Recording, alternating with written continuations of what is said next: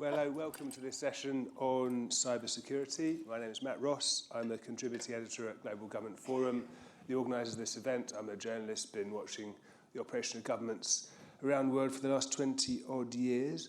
I'm also, as my accent gives away, a Brit, and that means my French is like basic schoolboy. But you're welcome to put questions to the panel in French, and certainly they'll be able to respond to you in French when we come to that point.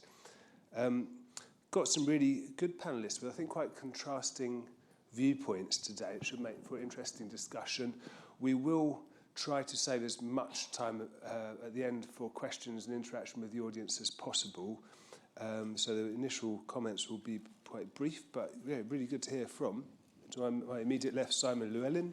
He's Director for Security Architecture at the Canadian Cybersecurity Centre and accomplished bartender. Nadine Boudreau-Brown, Director General for IT Transformation and Modernization Services at Agriculture and Agri-Food Canada.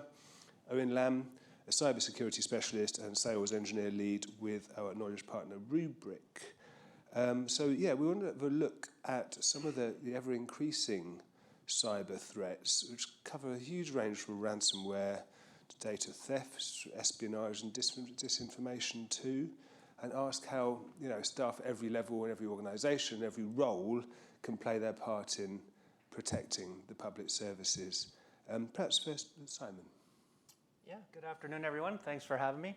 I think I'd like to start, first of all, a little bit about myself. So I've been with the Canadian Centre for Cybersecurity for 4 or 5 years now. My first instance with them was in the threat assessment piece, so working on cyber threat actors and what they're doing, both in the government context as well as Canadian, what's happening in the Canadian citizen space. And then I pivoted to do a little bit of defensive cyber operation planning, so if there's any question there, and we can talk to it. And my most recent role as security architect, or director of, it's a very narrow title because the team actually does the advice and guidance piece on a number of technologies that the Government of Canada is trying to implement. We touch on cloud, we touch on everything that you can possibly think of in that new space. Think AI, think MFA, think a whole bunch of new technologies coming on. But what I'd like to start with is just kind of setting the tone, because the topic is, we are public servants. What are we supposed to do in this emerging space? Am I terrified? Am I good to go? Do I care or I don't care? So let me just start with the threat landscape. I think everybody's been through the pandemic, just like everyone else. We know the storyline. We were in work, we were doing our duty, if you will, our business in work. Pandemic hit, everybody's at home. So that whole situation changed the threat landscape, not only for us to enable our public servants to do the business and carry on delivering services, but it opened up a number of threat vectors for our adversary as well, all right? A couple of stats on the bottom. Even today, people don't necessarily want to go back to work. Well, they want to work, but they want that ability to work in a hybrid environment. And you can see 23% of folks today won't even entertain a job that is not hybrid in nature. 64% of folks right now are never going to unplug, and they're open and admitted about it. I'm going to be online, I'm digital, and that's the way of the future. And of course, most of our medical services now are being offered online, and that's been spoken about a lot today. Services online, making them available for everyone. Well, those services, those threat vectors are also available to our threat actors who are looking to take advantage of us. National Cyber Threat Assessment, all right? I think most of us have seen this or have heard of it. Key judgments, of course, ransomware is at the top of the list, all right? If you haven't or you don't know about ransomware, I encourage you to have a quick read of the NCTA.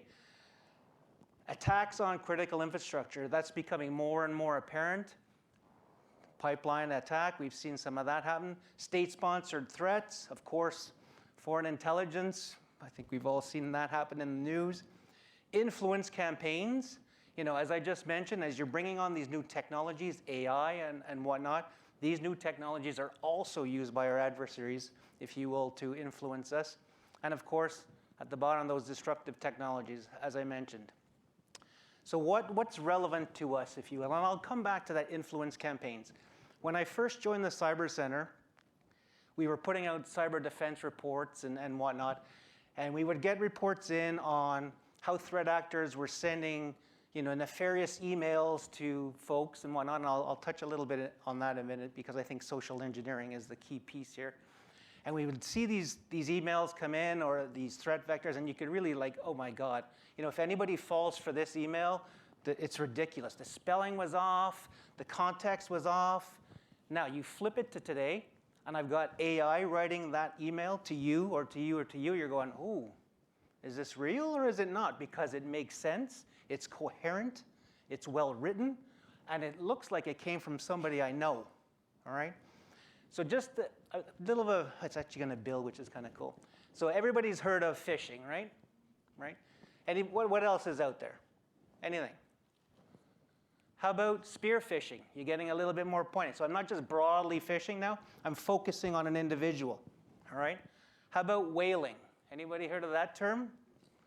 Going after the big fish, all right? The big one. How about smishing? You get text message coming in, right? So now our adversaries are also using our lovely mobile device to try and get our attention. What about quishing? Anybody know what quishing is? So you go to a parking meter and there's a QR code. Click. Oh, look, there's a site. Put in my Visa card. Good to go. Is that the right site? I don't know. I'm scaring them. You're going to have a hard... How about vishing? This is old tech. Calling up that old voice, hey, I'm a telemarketer, Baiting, just a technique that they're using. Quid pro quo, what's in it for me, it's in it for you. Honey traps, I think the government of Canada is one of the largest honey traps out there, if you will. Scareware, very old school, if you will. They would flash up on your screen, you've been ransomed, you got to pay this, so they were scaring you into paying. This is how they would do it. They'd throw out the bait, they'd hook you, they'd attack you, and then they'd escape. So this is not the fishing story where the fish got away because you're the fish. Some ideas on how to help against some of this social engineering, and this is where I think as public servants, doesn't matter what business line you're in, I think we're always going to be vulnerable to some level of an attack just because we're public servants. But the message here that I'm trying to put out there, it's okay, all right? As long as you take a little bit of time to understand what you're doing, in what space you're operating in, you'll be fine. Over to you, Nadine.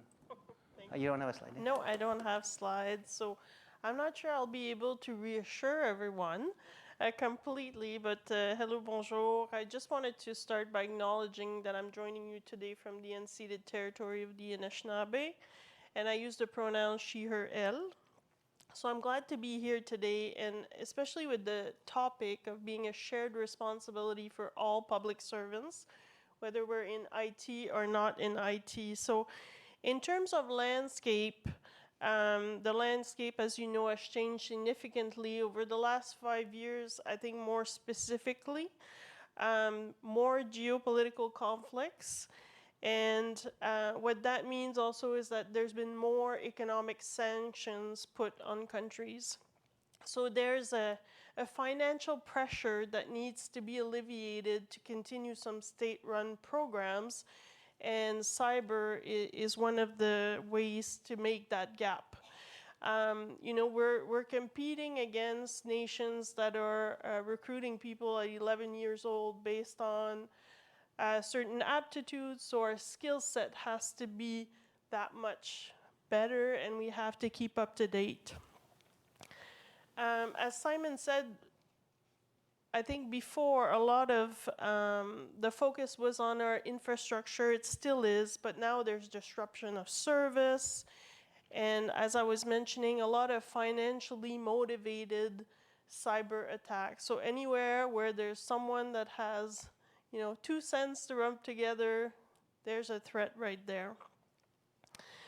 The US, for example, has seen, and sometimes a threat is not always what you expect it to be. So in the US, before the Ukraine conflict started, there was on average about 30-40% of online creation of new bank accounts that were fraudulent.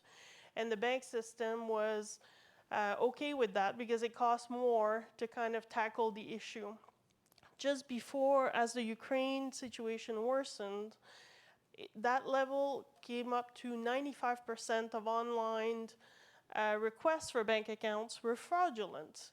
So a lot of banks across the world and American banks kind of closed down the ability for people to apply for an account online.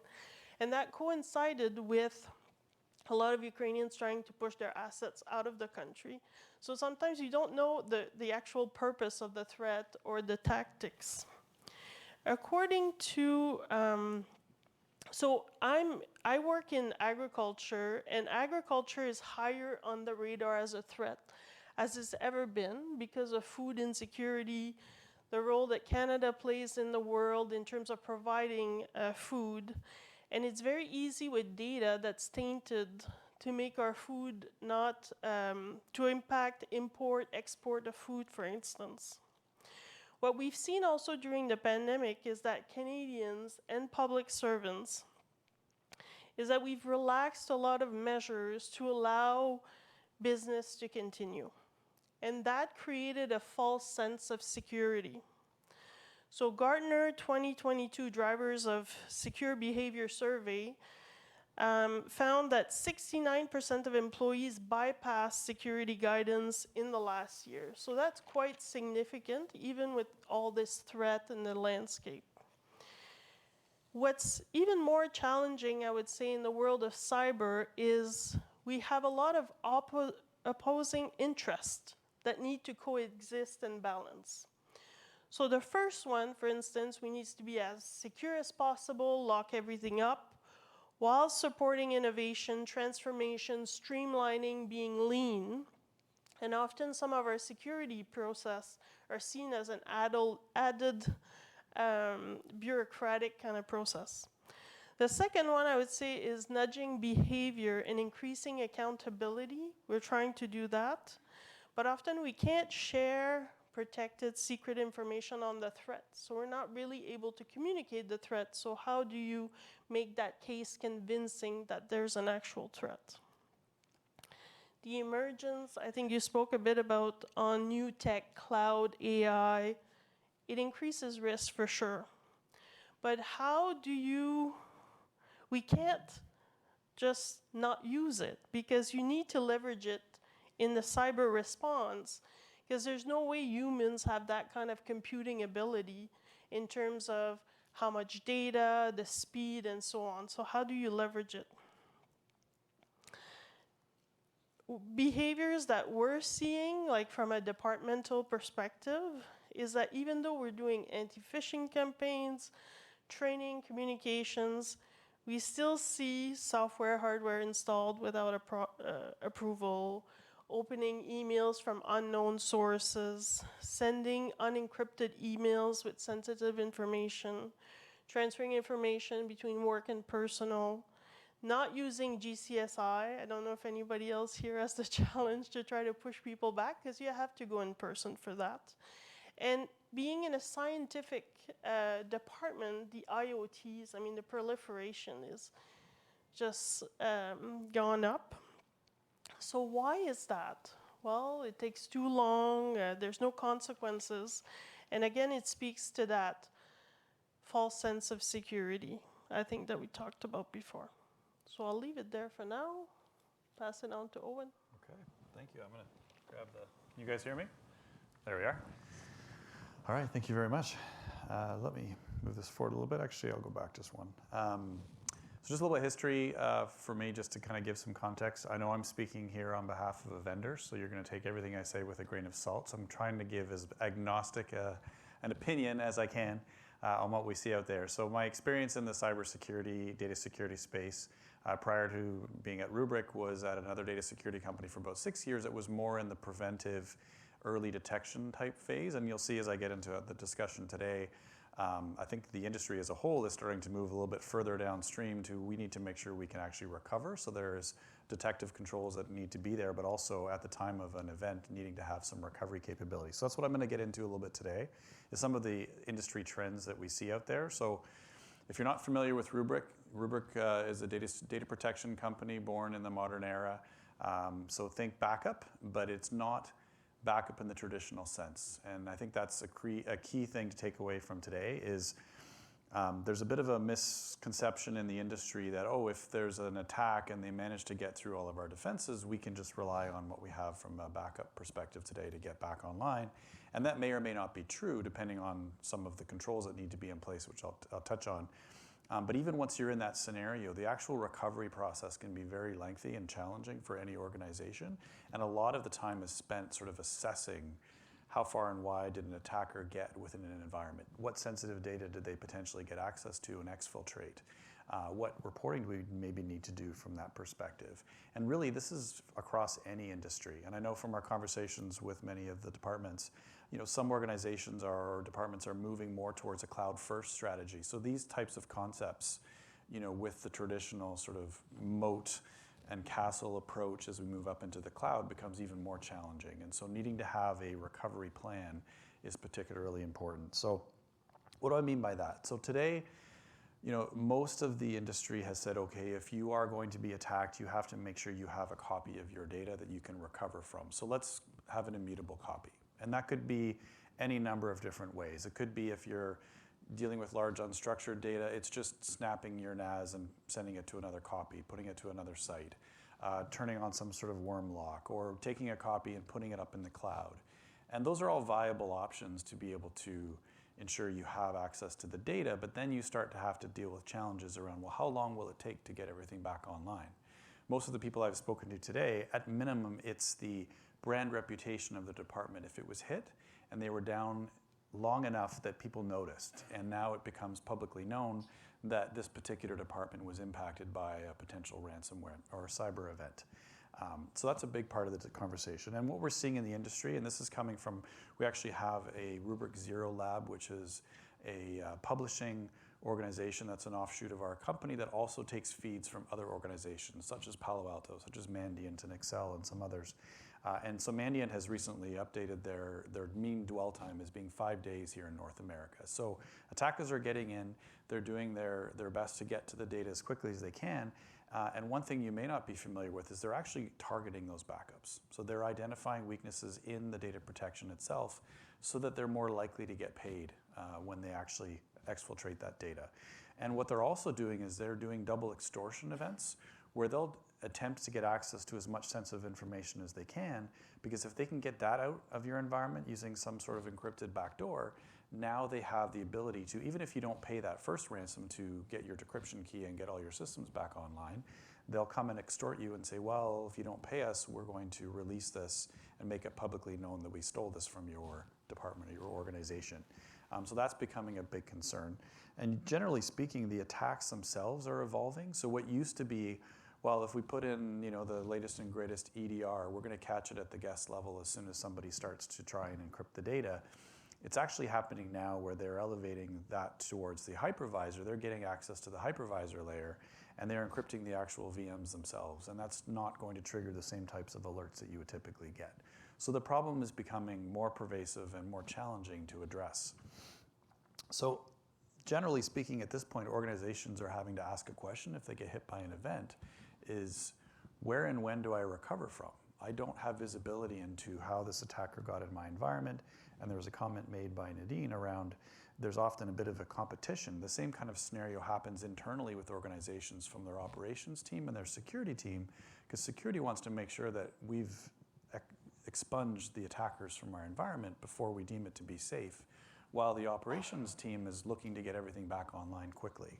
And generally speaking, the challenge then becomes, is the data there in the first place? So I touched a little bit upon that. And it's one of those things that, the vendors that have been in this space have been in it for years. And I'm not saying that they're willfully ignorant in how they do it, but there's a concept of let's bolt on some more security. Let's bolt on some more security. And what ends up happening is that the complexity and the challenge gets pushed down to the organizations that are deploying on ensuring that an attacker, if they managed to get in, if they had access to a privileged account, they couldn't delete the backups. If they had access to the storage layer, they could just delete the storage layer.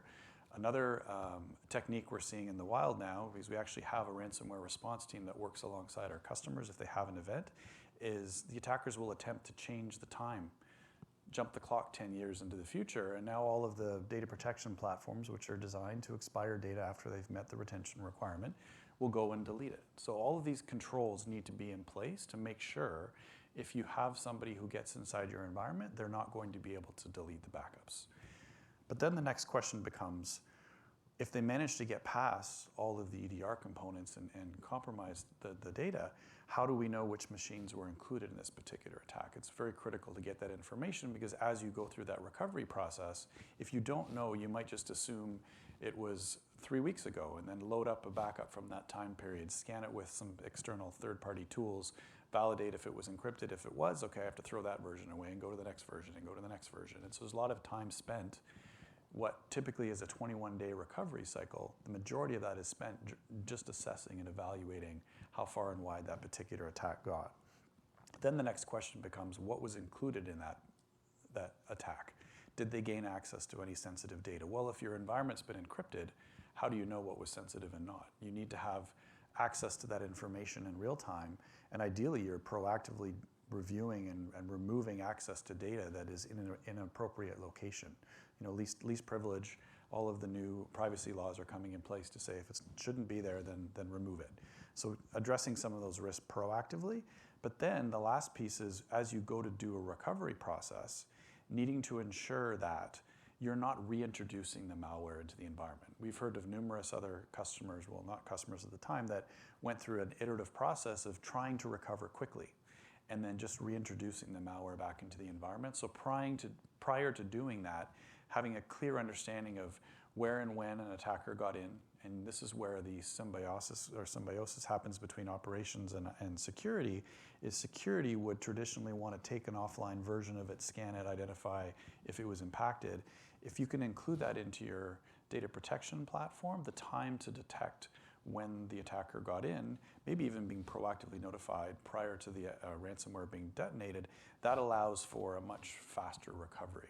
So if you know that the attacker was in the environment for 5 days, but only if these 5 machines were compromised, the remainder remain just victims of the ransomware encryption event, you can then use that as a data point to do that recovery process. And lastly, ensuring that you're testing this on a regular basis. If you have something that's a bunker in the box and it's often a remote site, how often are you going to reattach that to your network and test what the recovery time would take? And without that information, you can't answer a basic question of, are we safe? Can we get back online? Will it be within less than 24 hours ideally, so that this is not making the public news? So I do have some more unabashedly vendor-specific content that I'm going to skip given the nature of the conversation we've had today, but I will jump ahead, skip past all these items, and just reference the fact that if you come by our booth upstairs, I'm not sure how many people have been wandering up the halls, you can scan to win a chance for this Marshall amp, and we will have a long conversation with you. So please come by. Thank you very much. Thank you, then. Does it come with a guitar? No, it does not come with guitar or lessons, no. Do we have any immediate questions from the floor? I think there's a roving mic. Looking for a hand. I'll take the opportunity. Oh, we've got one over here. Yes, sir. Can you just tell us who you are as well? Okay, my name is Jean-François. I'm from Health Canada. I was wondering about your thoughts on the convergence of private life and work life in the context of cyber. There's some thoughts about use of So non-work Jean-François, that tools. speaks directly to one of my slides about how the landscape is changing. As we introduced SOHO, so small office, home office, we're using managed service provider routers, so not a government-sanctioned router. However, we're bringing government-sanctioned equipment to that interface or to that ecosystem. That convergence is real. Are we in a position where we can strong-arm, legislate service providers to set up routers the way we would like them? Absolutely not. I mean, they're a service and they provide it to citizens of this country. However, I think it goes back to that awareness piece. As I mentioned, it takes maybe 10 minutes to familiarize yourself with how your router is actually configured. Small stuff. Make sure that the default passwords are not set at default passwords. You know, those top 10 pieces that the Cyber Center pushes out, if you will. Update, patch, like just general cyber hygiene, and making sure that you're aware of your own little small office environment will help you mitigate against any potential threat or any attack, if you will. And again, I don't think we're high vis. I don't think we're the main target, if you will. But if you make access easy, they're going to take advantage of it. So why not make it a little harder for them, and they can just go to the next person who's got their password set up as password 123 or something like that, right? So awareness, you know, take some time, learn about your environment. If policy, if Treasury Board, I shouldn't say that. If policy is dictating MFA, don't moan and groan, just do it, all right? My kids hate it. Dad, why am I getting text message with this code? Just do it.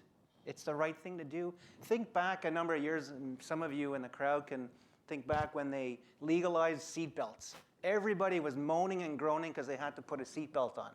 Now you just get in the car and you do it. All right? So think that way about cyber. I think it's inevitable that, you know, the two are kind of blurring, and I think we've seen it. We'll continue to see it as well. And maybe that's the hook for some of our communications engagement campaign with employees. It's that it's not only skills or tips that you learn for your professional use, but also your personal use. And I had some of the same thing. I think in terms of, you know, good management, whether it's at home or at work, will help a lot. I mean, your team is there to kind of offer that protection at the GC level, but whether it's a department or your home, I think, you know, MFA for sure. Access management, you know, there's a lot of things that we do, but I don't think we do thoroughly or well, like evergreen, so that we can keep a certain patching cadence. Onboarding, offboarding, that's always been a challenge. Even email labeling, we deployed that in our department not too long ago, and there was a lot of grumblings around that extra second to kind of label the information. But again, I think we're in a world where we don't have a choice. So sometimes that extra little bit of effort can help alleviate or prevent a lot of hardship down the road. Yeah, I guess my piece to add would be around, I think as we work more from home, there is a sort of blending of our work and life scenario. This may be less true in some sort of departments and situations as we lock down the systems, but just ensuring that we're just doing good data hygiene. Because if there is a scenario where you've taken a copy of a data that's maybe sitting in SharePoint, but you wanted to manipulate it on your laptop, now your laptop is a source of potential risk. And so just doing kind of thoughtful things as you're accessing the data and making sure that, you know, to your point, the network at home is safe. But if it isn't, what is the attack surface of my home sort of environment? Thank you. Just I want to quickly ask about the sort of the threat landscape and just get a sense of how that's changing. I mean, what forms of attack are growing fastest and newest, so organisations might be less equipped to cope with them at the moment, and who's behind these attacks? Who's I mean, which countries, organisations are I think we know what countries we're talking about here. Well, you can talk about it then. I can give a commercial perspective. So I touched on it briefly. We do have an offshoot of our support organization, which is called the Ransomware Response Team, and they're on any given week dealing with one or two customers that are in a large-scale, difficult attack. And by all accounts, every attack is different. But generally speaking, what it involves is somebody managing to get access to somebody's account, some sort of compromise. There was maybe lack of MFA, or they managed to bypass MFA. And once they've gotten inside the environment, it really depends on the particular individual. And that's where some of the challenges are in the how do you address it proactively and how do you recover from it? Because they all have different sort of attack techniques that they might be using. Could be phishing, could be any of those other items, or they might just manage to compromise an account that they've got from some other sort of password data dump, once they're inside the environment, having a zero trust sort of concept of not assuming that one person that's within the environment should have elevated rights to make destructive changes is critical. So it's hard to say what's actually taking place. Obviously, there are nation-state attacks. There are some very basic ones. The Uber attack that took place not that long ago was a couple of young kids, and they just basically made use of an MFA vulnerability in the human mind, and that somebody got tired of having to click no, no, no, and they finally clicked yes. You know, it's those kinds of things that are happening. And so it's all about vigilance and being aware of what might potentially be happening around you. I think one of the common threat vectors that we're seeing quite a bit of past was so zero-day exploitation, right? So this is brand spanking new. Nobody knows about it. Threat actors use that to compromise the system.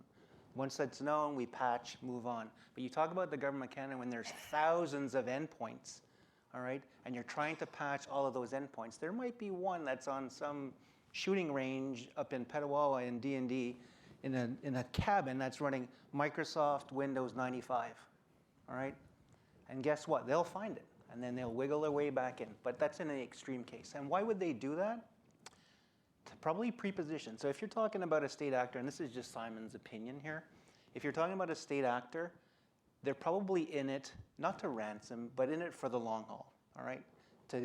For intellectual property theft, potentially state secrets, call it what you will. But they will spend a lot of time cultivating and grooming said individual, if you will, through social media, through all these techniques that I mentioned up there, to groom them and divulge some level of, I don't know, compromised password or whatnot, because the individual might not be quite savvy, and they'll leverage that to get in and preposition themselves. Now, if you're talking a conflict, like a force on force, we've seen states actually use cyber techniques to deliver an effect in critical infrastructure. We've seen it in the Ukraine and whatnot.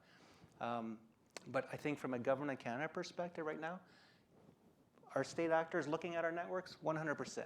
Are we doing a good job at defending them? 100%, all right? I think they're there. We know they're there. Maybe we do, maybe we don't. But I'll leave it at that. How are you seeing the threats against agriculture and agri-food Yeah, changing? well, I think it's a lot of what's been said, but I think it happens more often than it used to. And it's various degrees. So it could be very slight annoyance, disruptions, but it's like, it's coming at us, I think, from all kinds of angles. So the variety, how often it happens, and the types. You have opportunistic pieces, disruptive, financial. So it's really challenging, I think, right now, for sure. What questions? Over here, sir. Hi. I was mentioned various times. My name is Lloyd from Shared Services Canada. Ransomware was mentioned several times, right? Would it be possible to give maybe a brief explanation of how exactly a ransomware attack is effective? Because, I mean, essentially, I don't know, is it somebody opens an email, opens some script, and somehow it leads to access to the actual backend server to do this encryption? I'm just trying to understand the attack chain there, right? How do you get from a user maybe doing an incorrect action to exposure of the backend system? Thank you so much. It's a good question. You're putting me on the spot here. Owen, you might have to back me up on this one. So there's a whole ecosystem out there that cyber criminals use. They don't necessarily own the whole attack chain themselves. They might have a broker that sells access to a specific compromised device. Once they've sold that access, the threat actor will get onto that access. They will either ransom or they will contract somebody, and like it's called ransomware as a service. They will actually get somebody to compromise the box, set the monetary amount. If it's paid, they will go to a financial broker. So that whole ecosystem is not just one individual coming into your computer, taking what they want, getting payment, and getting out. There's a number of players in there. So it's very challenging to track down where on what the threat actor is using, because you get into tumblers and how they distribute the Bitcoin, like it's spitting out many shoots. So you're trying to track all these coins and trying to funnel it in. Now we've had success, not we, the government has had success, if you will, at tracking these down. But it's a very challenging piece. And typically, it goes back to somebody's account got compromised, where they've gone to what they thought was a great site that looked just like the site that they wanted, inputted their credentials, and guess what? Their password that they use to get into that site is also their password for their low side GC account, their high side account, because it's crazy. And just in terms of, the gentleman's asking, what's the point at which your security is breached? And as I understand it, it's, if you click on a link, if you open an attachment, if you input data somewhere. Are they the key ones? Yeah, those are the key ones. Did you want to add That's another right. one? Or? Yeah, and I think some of the examples of the more specific items that might take place is once one of those accounts has been compromised, it might potentially be used to laterally move around and maybe even just look at what that particular account has access to, whether it's on an internal file share or it's on SharePoint or something like that. And then they could potentially make an attack just based on that, because most users have read-write capabilities. If they can change the contents of the file, then they can actually apply that encryption, which will use a key to encrypt that file, and so the only way to get it back is to obviously use that encryption key. That's typically speaking more of the sort of ransomware as a service type example that was provided, because it's a little bit more opportunistic and smash and grab. What you'll find with a lot of the more sophisticated attacks and professional ransomware gangs and the more nation state would be the identifying more sort of weak targets within the environment, spending that time exfiltrating it, and then making it unavailable. And that would typically be, deleting the backups, deleting the actual content, going through an encryption event on the content.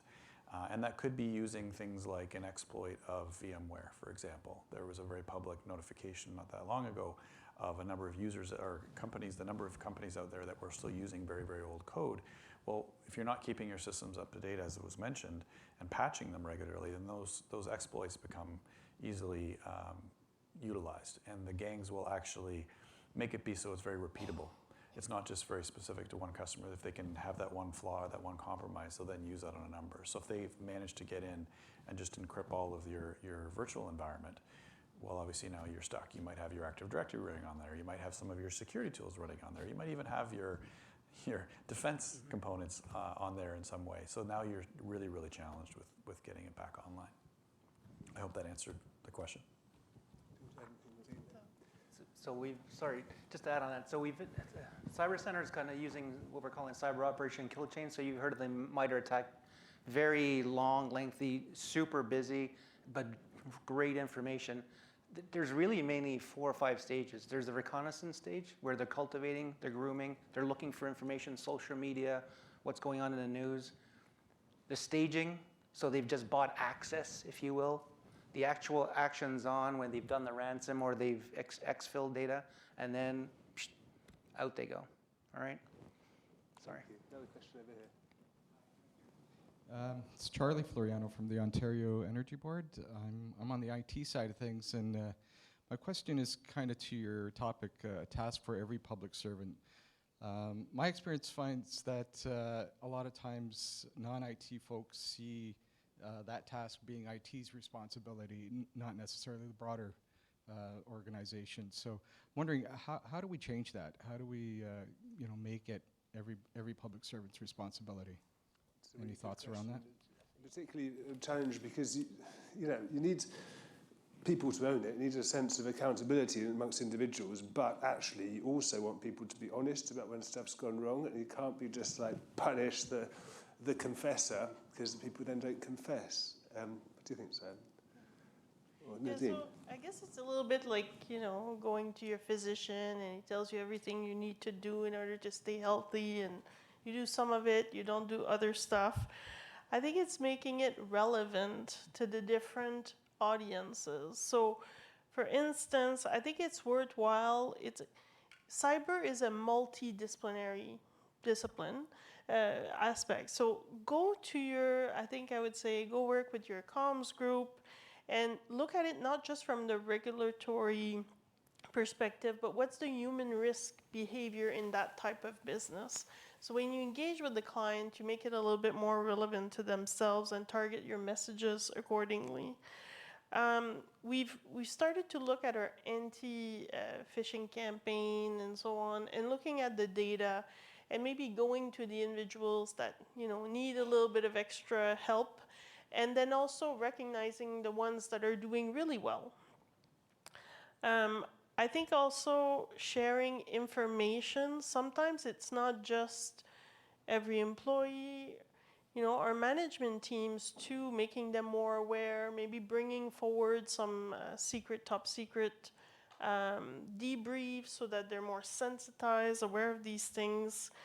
And then working with HR, security. There's not, still it's the accountability, right? So I think we need to work in partnership with other areas within each department or different lines of business, not just IT for the sake of IT or within IT itself. Thank you. Yeah, that's a great question, because you've got your IT specialists that want to deliver a service. They want the user experience to be good, no complaints. And then you've got the cybersecurity specialist that's imposing a whole pile of stuff saying, no, you got to do this, making the user experience not so good and problematic and cumbersome. So we say it in the IT, OT, so operational technology, there's a convergence here. I think there's something similar happening here. You're going to see IT and cybersecurity converge if they haven't already. And you're going to have, like I mentioned it before, where cybersecurity is just common practice. It's going to become the reoccurring theme, if you will. So there's that convergence happening. It's a challenge now because you've probably still, I know I have it in my shop, I've got the on-prem folks and I've got the cloud folks, and it's like fire and ice between them, Woof. So you've probably got the IT folks, you got the cybersecurity folks, but at some point we need to build bridges and make sure that we can just make it better for all of us. I mean, where have you seen organisations actually succeed in getting their employees, whether public, private, or voluntary sector, to really own this, and how do they go about doing it? That's an interesting question. So, I would say we spend a lot of time behind the scenes. So the end users wouldn't necessarily see our solutions in place, but I think it does bring up the point of needing to have less friction for the end users in their sort of day-to-day operations, as well as less friction between security and operations teams. And the more that can be converged and addressed on the back end, obviously the easier it'll be from an end user perspective.